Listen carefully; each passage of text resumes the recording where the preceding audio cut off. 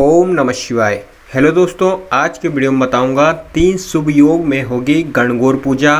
स्त्रियां छिपकर करती हैं ये व्रत, जाने पूजा विधि और इसका महत्व। इन सारी बातों को जानने के लिए मेरे साथ वीडियो के अंत तक बने रहें। गणगौर व्रत 2024। गणगौर पूजा हर साल चैत्र माह के शुक्ल पक्ष की तृतीया तिथि को होती है।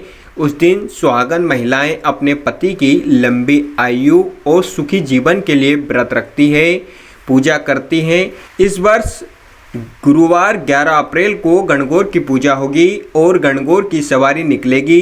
इस बार गणगौर के दिन 3 शुभ योग बन रहे हैं।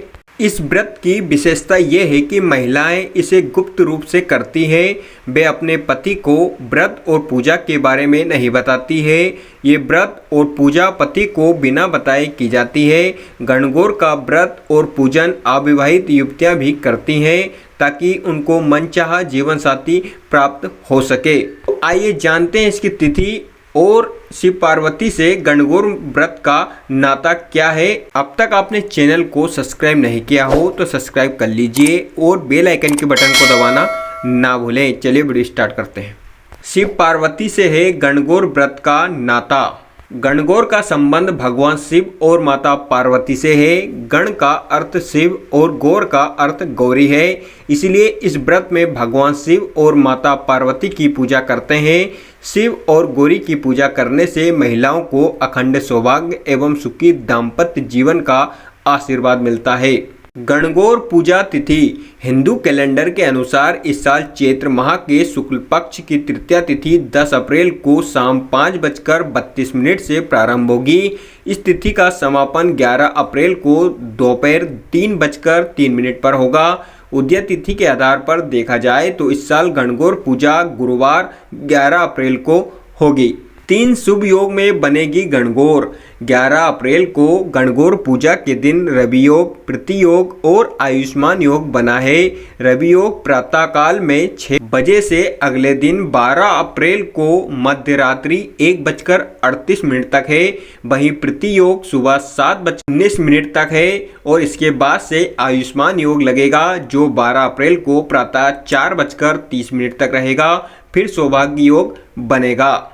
महिलाएं छिपकर क्यों करती है गणगौर व्रत और पूजा? पौराणिक कथा के अनुसार एक बार माता पार्वती ने भगवान शिव के लिए व्रत और पूजा की, लेकिन वो भोलेनाथ से इसके बारे में बताना नहीं चाहते थे।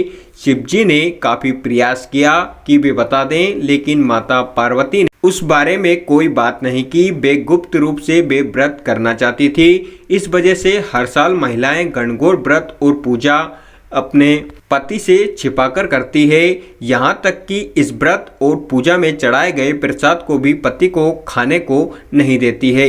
18 दिन तक मनाते हैं ये पर्व। राजस्थान में गणगौर का त्यौहार फाल्गुन माह की पूर्णिमा होली के दिन से शुरू होता है, जो अगले 18 दिनों तक चलता है। 18 दिनों में हर रोज भगवान शिव और माता पार्वती की पूर्ति बनाई जाती है और पूजा व गीत गाए जाते हैं। इसके बाद चैत्र नवरात्रि के तीसरे दिन महिलाएं 16 श्रृंगार करके व्रत और पूजा करती है और शाम के समय गणगौर की कथा सुनती है। मान्यता है कि बड़ी गणगौर के दिन जितने गहने यानी गुने माता पार्वती को अर्पित किए जाते हैं, उतना ही घर में धन्यधान वैभव बढ़ता है। पूजा के बाद महिलाएं ये गुने सास, ननंद, देवरानी या जेठानी को दे देते हैं। गुने का पहला गहना कहा जाता है, लेकिन अब इसका अपभ्रंश नाम गुना हो गया है। गणगौर पर्व क्यों है खास? गणगौर शब्द गण और गौर 2 शब्दों से मिलकर बना है, जहां गण का अर्थ शिव और गौर का अर्थ माता पार्वती से है। दरअसल गणगौर पूजा शिव पार्वती को समर्पित है, इसलिए इस दिन महिलाओं द्वारा भगवान शिव और माता पार्वती की मिट्टी की मूर्तियां बनाकर उनकी पूजा की जाती है। इसे गौरी तृतीया के नाम से भी जाना जाता है। मान्यता है कि इस व्रत को करने से महिलाओं को अखंड सौभाग्य की प्राप्ति होती है।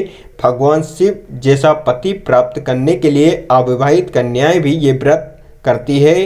धार्मिक मान्यताओं के अनुसार माता पार्वती भगवान शिव के साथ सुहागन महिलाओं को अखंड सौभाग्य का आशीर्वाद देने के लिए भ्रमण करती है।